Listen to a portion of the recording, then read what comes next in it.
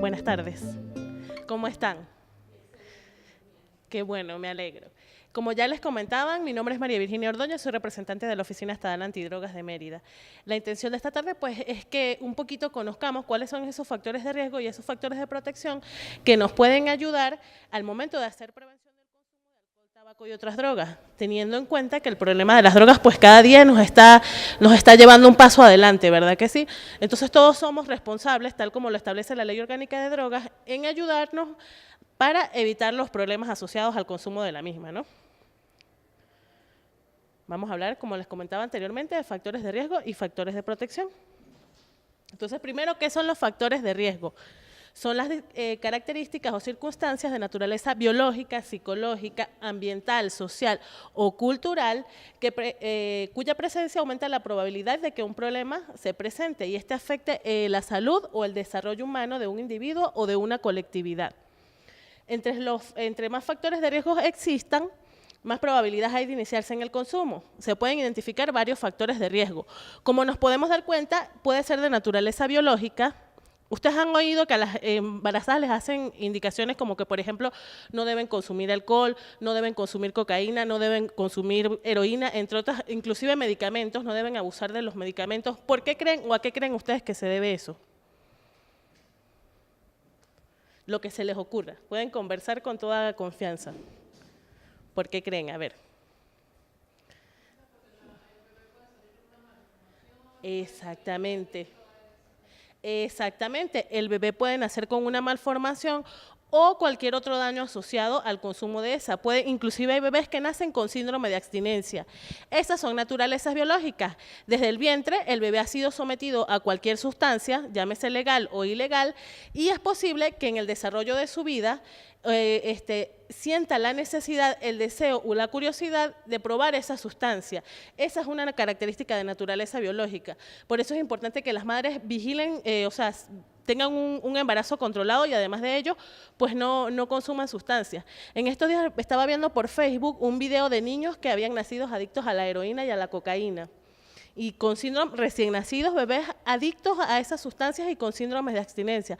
Cuando tengan la oportunidad, y me imagino que por YouTube también los deben haber, para que vean cómo esos niños sufren y lloran debido a esa circunstancia, que no es culpa de ellos, que es culpa de su madre en todo caso, pero que han sido expuestos a ellos desde muy tempranas edades, desde el proceso de formación. Psicológica, a ver, ¿cuál creen ustedes que es un factor psicológico que puede desencadenar un consumo de drogas?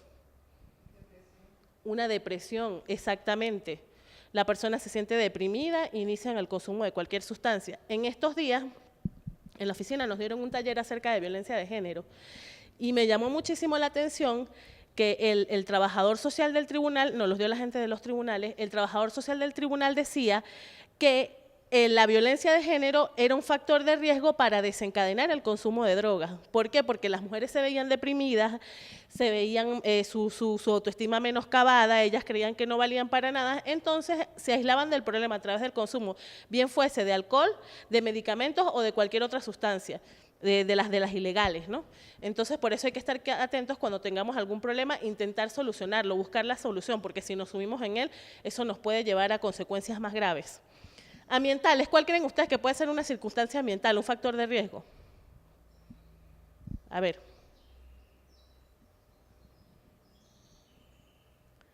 ¿No se les ocurre? Ahorita eso estaría relacionado también, como tú estabas diciendo, con las depresiones. Recordemos que pues tenemos mucha contaminación. En estos días veía, no recuerdo si era Tokio, Recuerdo que fue en Asia, que está tan contaminado que tuvieron que suspender las clases, las jornadas laborales también a media máquina, porque la ciudad está pero tan contaminada que las personas tienen que salir a la calle con máscaras para evitar la contaminación. Y habían unas imágenes en las que no se observaba absolutamente nada. La gente tomaba imágenes desde la ventana y lo único que se veía era humo. Entonces, todas esas circunstancias pueden llevar a que la persona se sienta llamada a consumir algún tipo de sustancia. Y ojo, estos factores de riesgo no aplican solamente a lo que tiene que ver con el consumo de drogas, también aplican a otras circunstancias. ¿Por qué? Porque la Oficina Nacional Antidrogas trabaja con lo que es la prevención integral, no solamente la prevención del consumo, y más adelante se van a dar cuenta, con esto también prevenimos el embarazo a temprana edad, con esto también prevenimos la delincuencia y otros males que nos están aquejando actualmente. Sociales, a ver, un factor de riesgo social, ¿cuál creen ustedes? Esa está más fácil. Menciónenme un factor de riesgo social. ¿Ustedes han oído hablar de la presión de grupo? ¿Qué es la presión de grupo? A ver. Vamos a suponer que hoy es viernes, en la tarde. ¿Qué sucede generalmente los viernes en la tarde en los ambientes de trabajo? Y ahorita en diciembre más. La época, exactamente. Entonces uno está en el trabajo con intenciones de irse a su casa y nunca falta el que le diga, cónchale, pero mira, ahorita el viernes es 20, ¿qué no? Mentira, es 10 y algo. 17, 18. No, pero hoy es 18, mira, 18 de diciembre, el espíritu navideño, la cosa, vámonos. Y entonces yo cedo ante esa presión que ejerce el grupo sobre mí, voy, me gasto lo que me queda del aguinaldo, me gasto la quincena, me gasto lo que me queda para el regalo del niño, entre otras cosas, y después me meto en un problema en la casa, ¿verdad que sí? Me gasto lo del mercado, lo de todo. Eso es un factor de riesgo. ¿Por qué? Porque mi entorno me está llamando y yo cedo ante ello, ante esa presión. Y cultural, a ver, en ese sí voy a hacer un énfasis. ¿Cuál creen ustedes que puede ser un factor de riesgo cultural? Vamos a ver, en Venezuela, por eso les digo que vamos a hacer énfasis. En Venezuela, cuando van a hacer un bebé, ¿qué es lo primero que se hace? Especialmente en la región andina, eso es donde más se estila. Exactamente. No, vamos a colocarlos antes. El bebé va a nacer, le hacen el baby shower. ¿Qué es lo primero que hay en el baby shower? Los cócteles, exactamente, porque hay la diversión, ¿no? Sin alcohol no hay diversión, ¿verdad? Ajá, el bebecito o la bebecita nace, ¿qué sucede? ¿Qué es lo primero que hay allí? La mistela. Y hay gente que dice, bueno, pero dígame, ¿de qué la tiene? ¿De canela o de fruta? Si no hay mistela, si no hay miados, yo no voy, ¿verdad que sí? Y efectivamente, la gente llega y lo primero que le tienen es el vasito de mistela. A ver, el bebecito o la bebecita va a cumplir 1 año, o lo van a bautizar. ¿Qué es lo que primero que hay en ese festejo? ¿Qué es lo primero que hay cuando van a hacer una fiesta infantil de cualquier? Exactamente, la cervecita, el michito, lo que quieran. En Venezuela tenemos ese problema, que culturalmente asociamos las celebraciones de cualquier tipo al consumo de alcohol, inclusive hasta el duelo. Porque uno llega a los entierros, a los velorios y la gente, cónchale, no, para aguantar toda la noche, tome ahí, échese un palito, compadre, y rezan un Padre Nuestro y se toman 3 botellas.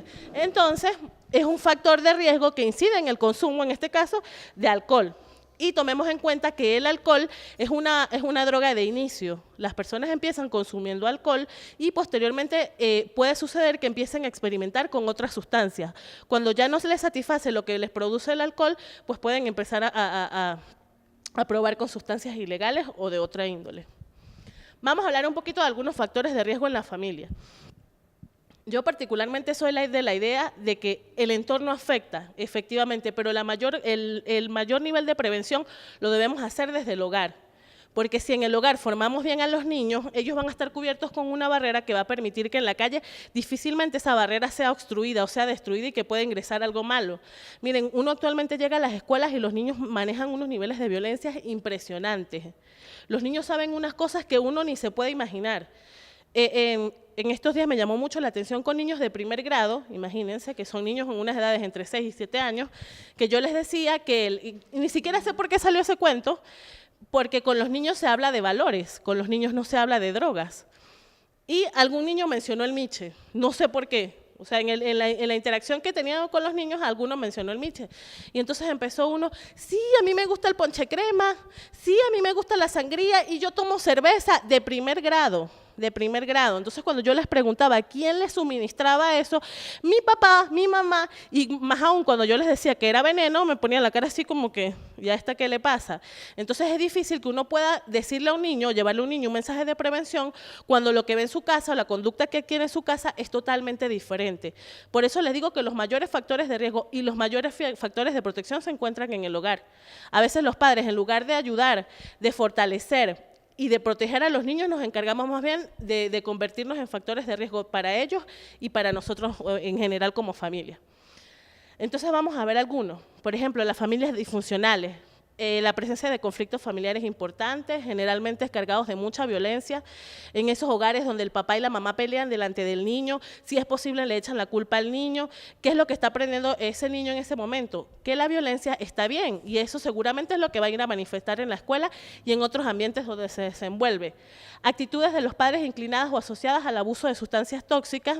Hay padres que consumen delante de sus niños, o que trabajan delante de sus niños con la distribución de drogas. Y les cuento una anécdota. A nosotros nos han pasado todo lo que se puedan ustedes imaginar y lo que no también, porque los niños son como un espejo. Los niños no dicen mentiras.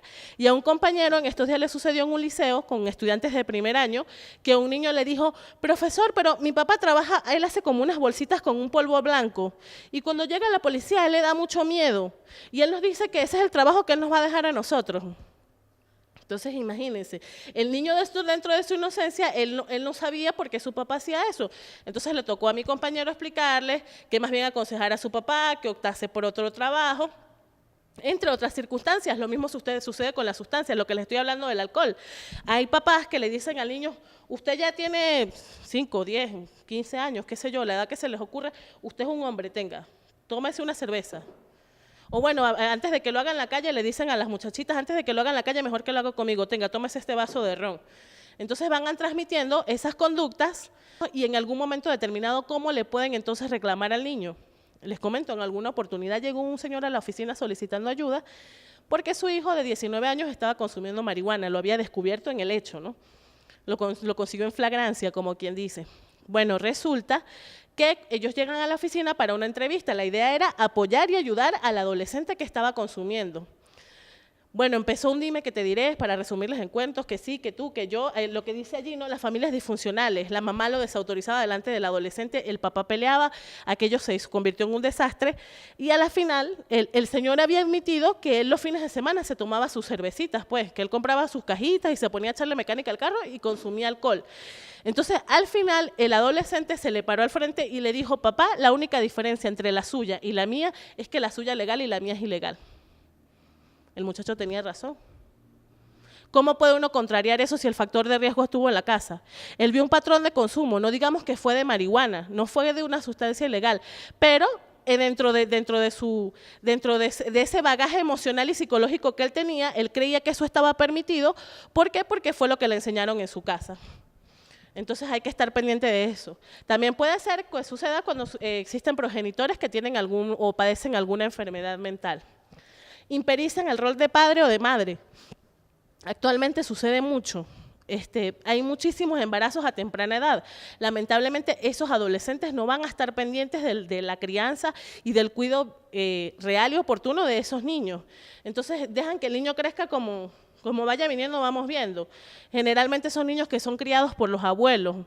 Y ojo, no tengo nada en contra de los abuelos, porque mi mamá me cuida a mi bebé y bueno, es magnífico y maravilloso y es una gran ayuda. Pero ¿qué sucede cuando los niños son criados por los abuelos? A ver,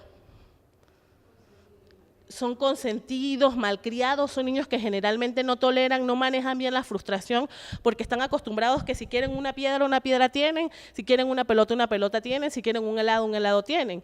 Entonces, es importante que el padre o la madre generar esa cultura, ¿no? Por eso les decía hace rato que los factores de riesgo y de protección no solamente tienen que ver con el consumo de drogas, están asociados con muchísimas más cosas. Entonces, generar esa cultura preventiva que nos permita, de manera, no sé de qué manera pueda ser, evitar esos embarazos a temprana edad. E inclusive uno también como adulto a veces tiene impericia en lo que es ser un buen padre, a veces por la dinámica del trabajo, porque bueno, estamos todo el día en el trabajo, llegamos un momentico en la noche, los vemos, a veces si nos da chance de revisarle la tarea se la revisamos, si no así sucede un círculo vicioso en el que tal vez no le prestamos toda la atención y entonces allí se puede estar generando un clima que posiblemente más adelante nos va a traer consecuencias. Debilidades de los lazos afectivos. A los niños hay que decirles que son valiosos, que son amados, que son queridos, que deben respetarse a sí mismos y respetar a los demás. Y de esa manera pues estamos criando ciudadanos más conscientes y que van a prestar mejor su persona para cosas buenas y no para cosas malas. Fallas en el proceso comunicacional intrafamiliar, lo que les decía, ese mismo escenario que les pintaba hace rato. Uno llega a la casa a las 6, 7 de la noche, ¿de qué está pendiente? A ver, sobre todo las mamás, ¿de qué estamos pendientes? De la comida, de la comida, de lavar la ropa a veces, de los oficios, por así decirlo, de los oficios del hogar. Y muchas veces sucede que el niño se nos acerca, mamá, me pasó tal cosa, o mamá, quiero tal cosa, o mamá, sucedió tal cosa, ya va, que se me va a quemar el arroz, ya le presto atención. Y seguimos en esa conducta o en esa actividad. Cuando nos damos cuenta, ya el niño se ha dormido y no nos dio chance de conversar con él. Tal vez el niño nos venía a decir que tenía un problema, ¿verdad que sí? Y por no brindarle en ese momento la atención se puede convertir en algo más grande. Ojo, uno tal vez no lo hace a propósito, es como parte de la dinámica social en la que vivimos, pero sí es brindarle, así sea poco tiempo, pero que sea tiempo de calidad y crear unos lazos que le permitan, como les decía anteriormente, saber que ellos son valiosos y que por lo tanto no deben irrespetarse a través del consumo de sustancias. Otros factores de riesgo tienen que ver con la forma en que los niños interactúan con otros agentes de socialización fuera de la familia, específicamente en la escuela, los compañeros y la comunidad en general. Pero lo que les decía anteriormente, si yo fortalezco al niño, si yo lo blindo en mi hogar, esos agentes externos ese proceso va a ser tal vez menos exitoso porque él va a comprender y entender que eso que le están ofreciendo fuera es malo y no lo debe hacer. Si yo no lo oriento, él no va a saber qué hacer y seguramente por la presión, como les decía anteriormente, de grupo, va a optar por lo indebido. ¿Cuál es la responsabilidad de la familia en el caso de los factores de riesgo? Muchas veces la familia, sin darse cuenta, puede propiciar en el niño o en el joven el uso de drogas por diversas razones, como por ejemplo la ausencia física de los padres u otros miembros de la familia. Miren, una vez llegué yo a una escuela, sabemos que la familia puede estar conformada por distintos actores, por así decirlo, ¿no? Antes uno tenía ese esquema mental que era el papá, la mamá y el niño. Aquí en Venezuela lo que se estila es que generalmente es la mamá, el niño o la niña, el abuelo, la tía. El papá a veces está presente, a veces no está presente. En alguna oportunidad llegué yo a una escuela y un niño me dijo, no sé por qué yo les pregunté algo de los papás y las mamás, ¿no? Entonces un niño se paró y me dijo, yo no tengo papá.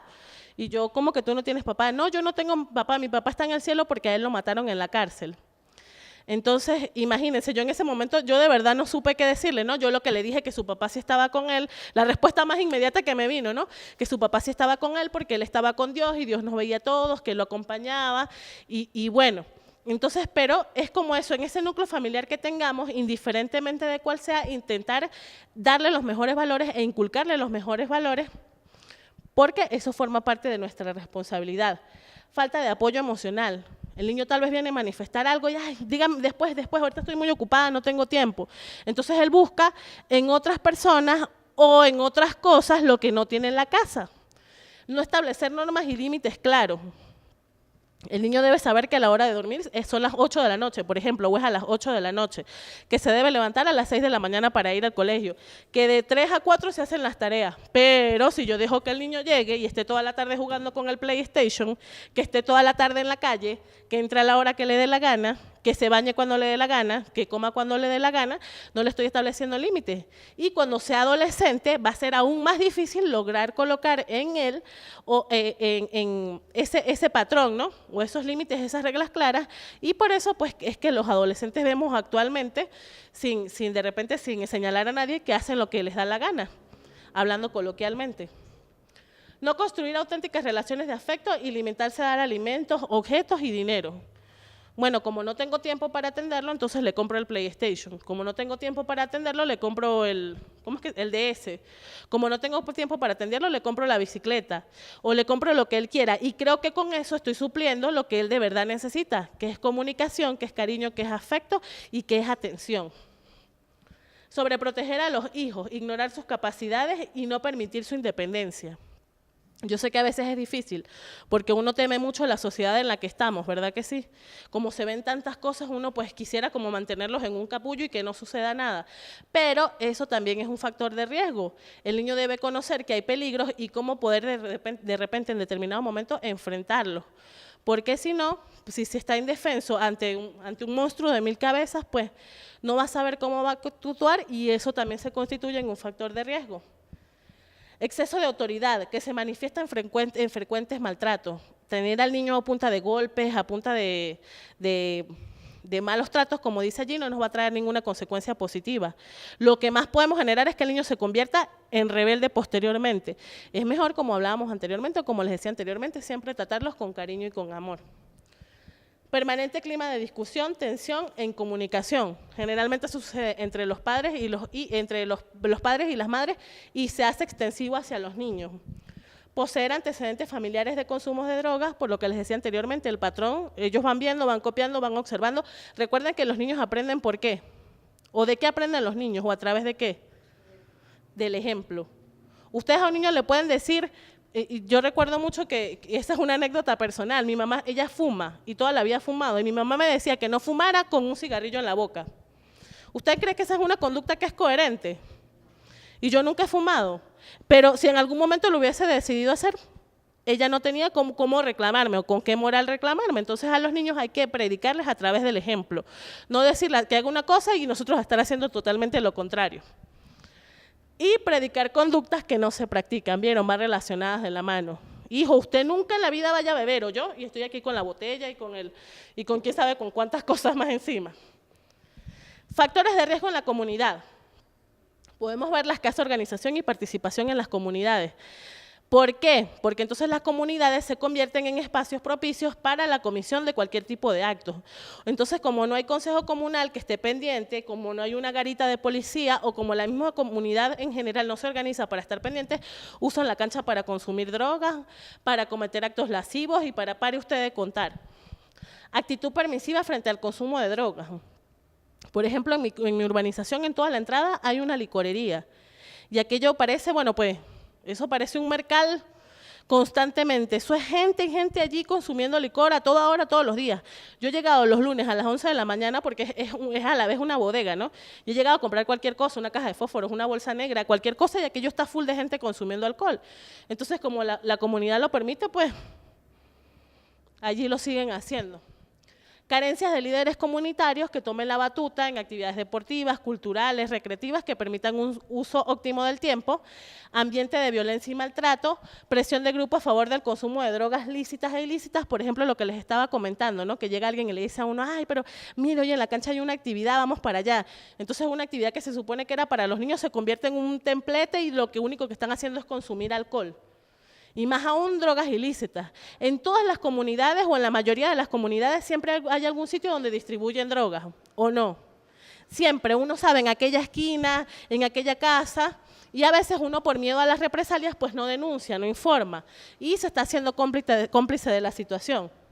Y la falta de unión de los habitantes de una comunidad para actuar ante el problema. Esto sucede en la mayoría de las comunidades, porque los consejos comunales hacen un trabajo muy loable, intentando organizar, intentando unir, y pues uno siempre es apático, y me incluyo yo en eso, ¿no? Porque tal vez en la urbanización nos llaman a reuniones y uno, ay, otra vez, ¿para qué uno va a ir a la reunión del agua si ya sabemos que no nos van a poner el agua? Por ejemplo, ¿no? Por ponerles cualquier ejemplo, ay, otra vez, ¿para qué nos están llamando para el tema del aseo si ya sabemos que el camión del aseo no va a pasar? Entonces esa apatía permite que el uso de drogas allí se enraíce, como por así decirlo, se vaya adaptando y vaya ingresando. Y factores de riesgo en la escuela, fomento de la competitividad y el individualismo. Entonces, el niño que vale, ¿qué niño es el que vale? A ver, el de 20 puntos o el que saca A, O el que es muy bueno todo o el que se porta muy bien. Y el que es malo, entonces ese, ay no, a mí me ha sucedido muchas veces, que yo llego a una escuela cualquiera, entonces hay un niño que siempre llama la atención, bien sea por bien o por mal, ¿no? Que es el inquieto, que es el que está allí, que es el que quiere participar. Entonces a mí más de una docente me ha dicho, ay, a él no le pare, o a ella no le pare, que ese es así, se está loco. Entonces imagínense, el docente en vez de ayudarlo, en vez de protegerlo y de fortalecerlo, lo que está haciendo es excluyéndolo. Promoción de la pasividad y la dependencia. Existencia de relaciones de dominación desequilibradas y discriminatorias. A veces los mismos docentes son cómplices en el llamado acoso escolar. Lo que les estoy diciendo, ay no, pero ¿para qué van a estar con él? No, y yo lo he visto, que dicen, no anden con fulanito porque eso lo que les va a enseñar son cosas malas. Claro, el niño se ve en la que dice, ah, bueno, si la maestra lo hace, yo también tengo permiso para hacerlo. Y pues se sucede en una cadena de eventos allí, ¿no? Autoritarismo en la escuela, utilización de metodologías pasivas basadas solamente en transmitir conocimiento. Las escuelas no pueden ser depósitos de niños, no deben seguir siendo depósitos de niños, que eso es lo que manifiestan los docentes. Que los padres se aparecen al principio del año cuando los van a escribir y a veces, si es que acaso se aparecen al final del año para buscar los boletines, si es que se aparecen, ¿no? Y si no, se aparecen al año siguiente otra vez para volverlo a escribir y no sabe si a la muchacha se le quedó o no se le quedó materia ni nada. Entonces, el modelo de escuela debe ir, o para eso está diseñado el pensum de la educación venezolana, para que hayan encuentros de saberes, encuentros de haceres, no solamente lo que tenga que ver con lo académico, sino que los niños se formen de manera integral, ¿no? En diferentes aspectos. Ignorancia de las características individuales de cada estudiante. Entonces, allí es cuando viene la discriminación. Ah, el que no sirve para matemática, ese es un burro. El que no sirve para castellano, ese es un burro.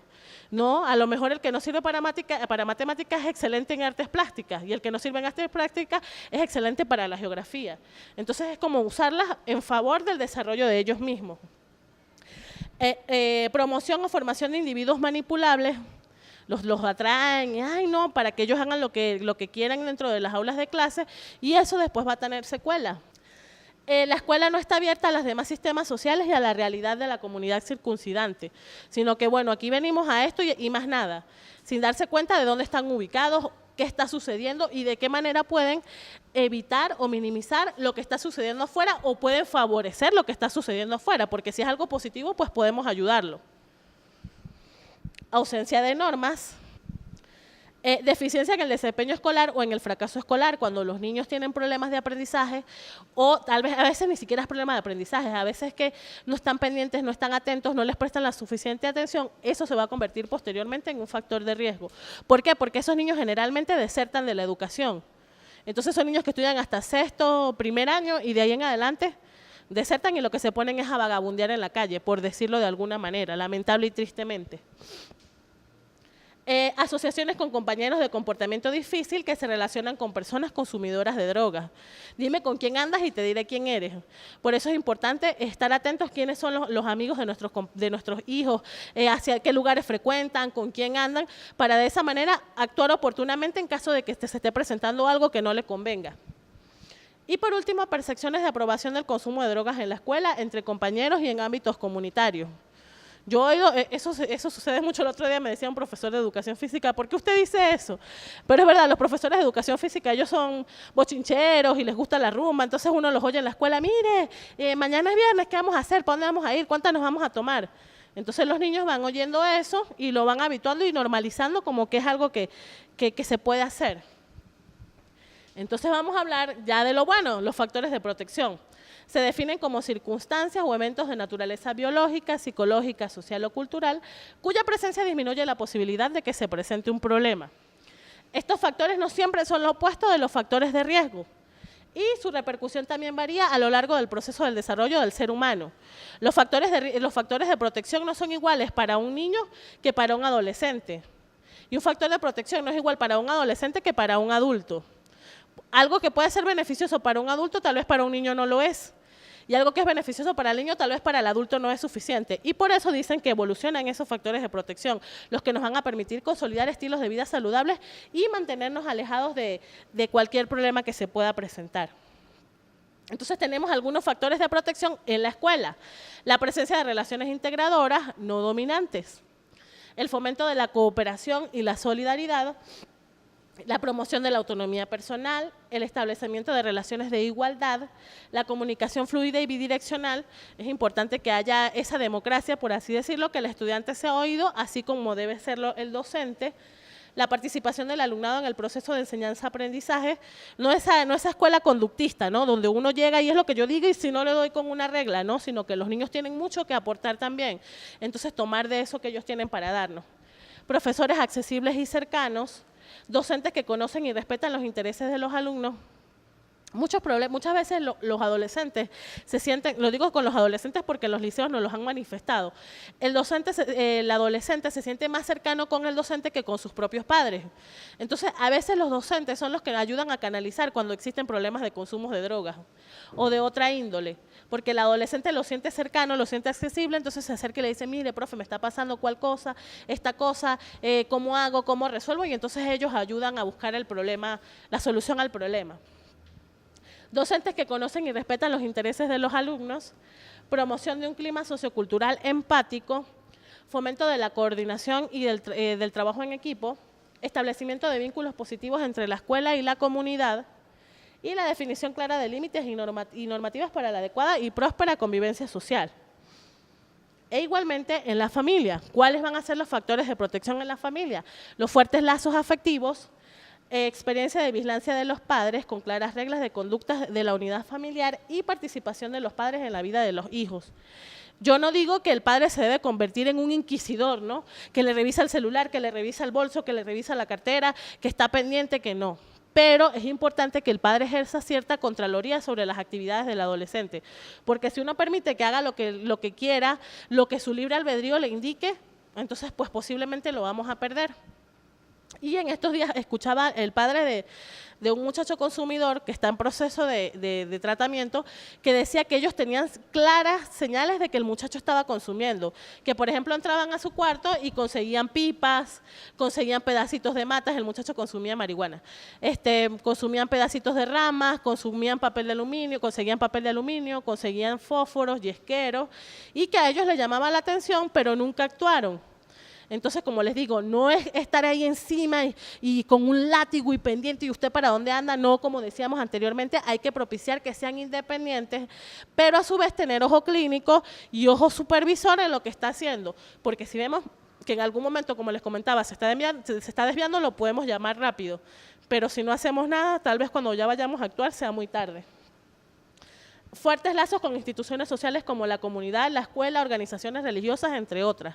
El trabajo que hacen las organizaciones religiosas en materia de prevención y tratamiento de drogas es muy importante. Los valores espirituales como tal nos pueden ayudar a rescatar muchísimas personas y muchas de las personas que se encuentran en tratamiento manifiestan que lograron rehabilitarse a través de ese encuentro con ese ser superior que llamamos Dios, desde la perspectiva que tengamos, desde la religión que profesemos, indistintamente, pero son muy buenos apoyos como factores de protección para evitar en el caso de que no se ha presentado el problema y para minimizar y ayudar a la persona en caso de que ya se encuentre en situación de consumo. E igualmente la adopción de normas convencionales para el uso de drogas. Bueno, no se debe usar la marihuana porque produce esto y esto y esto, no se debe abusar del alcohol porque produce esto y esto y esto, no se deben usar los fármacos porque producen esto, esto y esto. Entonces, la educación también es importante, que uno investigue, que uno indague, porque existen muchísimas cosas nuevas. Por ejemplo, ustedes han oído hablar del cocodrilo, o de la droga cocodrilo, de las sales de baño, del polvo de ángel. Ah, ¿vieron? Entonces, eso también es interesante. No se los voy a dejar allí para una próxima oportunidad. Pero se los menciono porque tal vez están delante de uno conversando sobre drogas y como uno no desconoce la terminología, pues estarán consumiendo, estarán haciendo cualquier cosa y uno no se da cuenta. Entonces, por eso es importante también la educación, investigar, preguntar, apoyarse a instituciones como nosotros, como la Oficina Nacional Antidrogas, como la Fundación José Félix Rivas, en las iglesias, en cualquier persona que nos pueda apoyar, que nos pueda ayudar y que nos pueda aportar a la prevención. Y ya para concluir, gracias por formar parte de los sembradores de valores para la vida. La mayor gloria no es nunca caer, sino levantarse siempre. Es un pensamiento de Nelson Mandela. El problema de las drogas es un problema multifactorial multicausal y pluriofensivo. No sabemos cuándo de repente nos puede tocar, no sabemos por dónde nos va a tocar, de qué manera nos va a llegar. Si actuamos antes para evitar esos posibles daños, pues estamos fortaleciéndonos mucho. Si caemos, pues es de sabios levantarse, buscar ayuda, y para eso, como les comentaba anteriormente, estamos nosotros.